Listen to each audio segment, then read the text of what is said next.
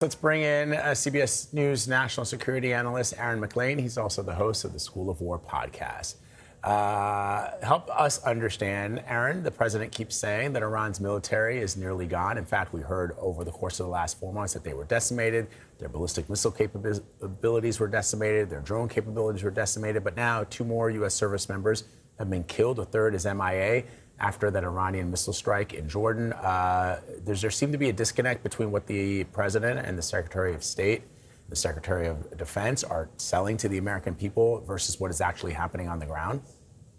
Well, there's certainly a difference, Vlad, between capabilities being degraded and capabilities being destroyed. And Iran obviously retains the ability to hit back, as they've been doing day after day since this recent round of fighting flared up, and then tragically over the weekend, scoring a hit that caused American deaths. And these ballistic missile strikes and the combination of ballistic missiles and drones, the Iranians can adjust their tactics from day to day, which puts pressure on the American air defenders in terms of how they can intercept things. It's sort of striking that we've gone this far without American casualties, despite how much stuff has been flying through the sky. But finally it has happened, and we're waiting to see how the United States really responds. Aaron, do we know anything about what kind of protection or cover our troops had in Jordan, given the fact that 2 were killed, a third is missing, and there were many other injuries after this weekend's attacks? Well, there'll be hardened shelters, essentially sort of concrete, reinforced concrete walls and ceilings, things like that. Depending on the base, you may also have underground facilities. It may be the case that not everyone has access to underground facilities, and obviously that's more dangerous when you're above ground in any circumstances. There are also videos, widely circulating on the internet of this strike, clearly taken by U.S. servicemen who were not inside of a shelter as they took the video. So I think you have to also address the timing, the way in which you're announcing getting to shelter. All the kinds of tactics like that are going to get a thorough review after an incident like this.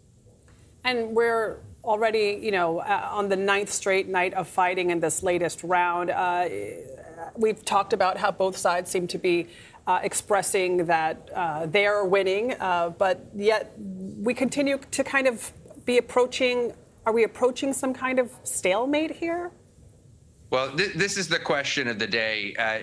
The president, keeps talking about the war in terms of the need to eliminate Iran's nuclear program. But as Charlie D'Agata just pointed out a few minutes ago here on the show, the American strikes are not targeting the nuclear program. They're targeting the Strait of Hormuz. And in fact, what is happening militarily really is a battle for control of the Strait of Hormuz, with Iranian retaliation across the region about American efforts occurring there in and around the strait.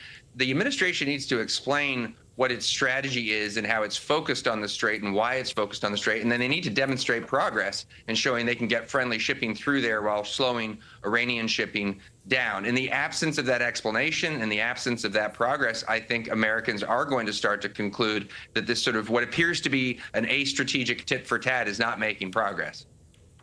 All right, Aaron MacLean, thank you so much. Thanks, Aaron. Thank you, guys.